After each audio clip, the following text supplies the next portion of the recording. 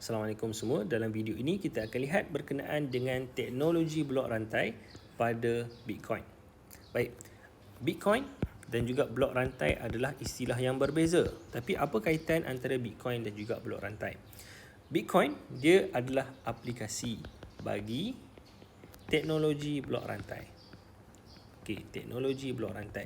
Maksudnya sebagai contoh teknologi internet. Okey, teknologi internet banyak benda yang kita boleh gunakan dia. Sebagai contoh YouTube.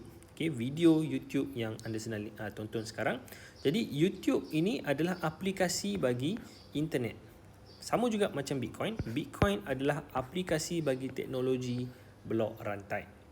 Okey, jadi itu hubungan dia, iaitu Bitcoin adalah aplikasi bagi blok rantai. Okey, yang seterusnya kita nak lihat pula berkenaan persoalan yang saya utarakan sebelum ini, iaitu Bitcoin dia tidak berpusat. Tidak berpusat. Tidak berpusat. Jadi sebagai contoh, kalau mata wang biasa ringgit dalam bank kita, dia disimpan dalam bank. Okay, dia disimpan dalam pengkalan data bank. Ringgit kita ini disimpan dalam bank. Sebab itu kita boleh keluarkan duit kita daripada bank. Tapi bagaimana pula dengan Bitcoin? Bitcoin dia tidak berpusat. Jadi dia disimpan di mana? Maklumat-maklumat Bitcoin ni dia disimpan di mana? Jawapannya adalah maklumat Bitcoin, data-data berkenaan Bitcoin dia disimpan dalam blok rantai yang kita panggil sebagai rantai Bitcoin. Okay, rantai Bitcoin. Ataupun dalam bahasa Inggeris juga disebut sebagai Bitcoin chain.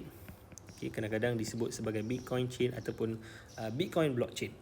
Jadi segala maklumat tentang Bitcoin dia disimpan oleh rantai Bitcoin. Okey, siapa yang kawal rantai Bitcoin? Yang itu kita akan lihat dalam video yang seterusnya.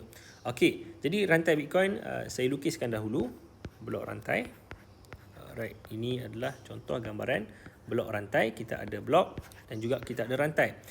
Dan anda pastinya dah tahulah blok ini adalah pengkalan data, manakala rantai ini adalah sistem kriptografi yang menjaga integriti ataupun keselamatan data-data dalam blok rantai ini. Okey, jadi rantai Bitcoin, apa yang dia simpan dalam blok ini?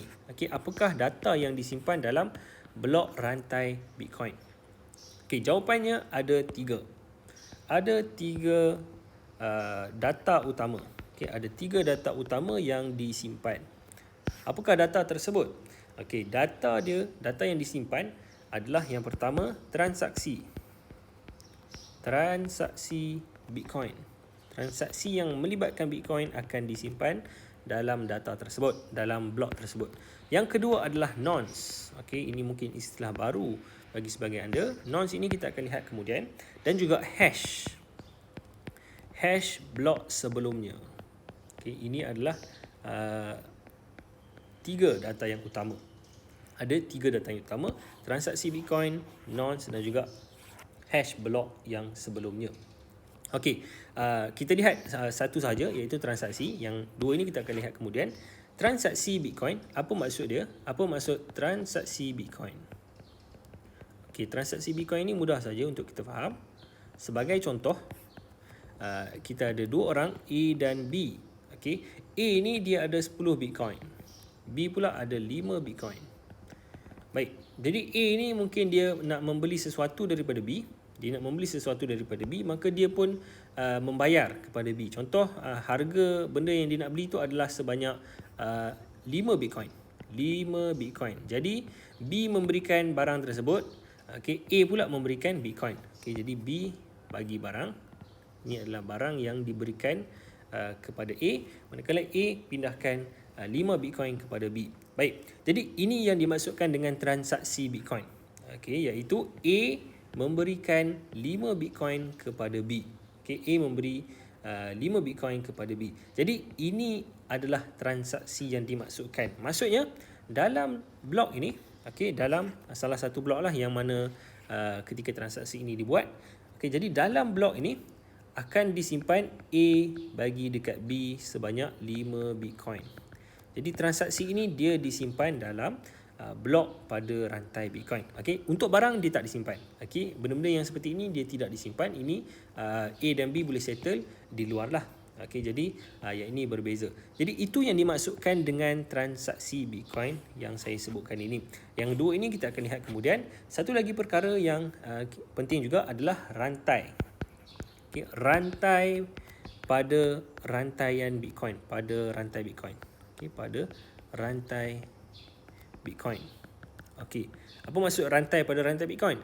Maksud dia adalah benda ini, benda yang hubungkan antara dua blok. Okey, blok-blok ini dia disambungkan dengan rantai. Jadi rantai ini juga unik.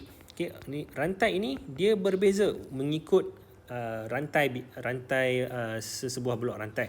Sebagai contoh Ethereum, Ethereum ataupun Solana, dan banyak lagi blockchain yang lain, blok-blok rantai yang lain, mereka menggunakan rantai yang berbeza. Untuk Bitcoin dia ada rantai yang spesifik, iaitu rantai dia adalah sebab kita dah sebut sebelum ni, rantai adalah sistem kriptografi. Sistem kriptografi. Jadi untuk Bitcoin dia menggunakan sistem kriptografi yang disebut sebagai SHA-256. SHA-256. SHA ini maksud dia adalah Secure Hash Algorithm. Yang ini kita tak akan masuk lebih mendalam lah. Yang ini kalau anda adalah peminat kriptografi, anda boleh kaji sendiri. Algorithm. Algorithm 256. Jadi SHA-256 ini adalah rantai yang digunakan. Rantai yang digunakan pada Bitcoin. Jadi yang ini kita tak akan masuk. Kita tak akan masuk langsung lah untuk video-video yang akan datang. Anda boleh cari sendiri kalau anda minat, ataupun mungkin anda berminat dalam sistem kriptografi, anda boleh cari bahan bacaan pada internet. Jadi blok pada rantai Bitcoin menyimpan 3 data ini, manakala blok-blok ini dia dihubungkan dengan rantai yang menggunakan sistem kriptografi SHA-256. Untuk SHA-256 kita akan lihat demonstrasinya, apa maksud SHA-256 ni pada video yang akan datang. Kita jumpa lagi.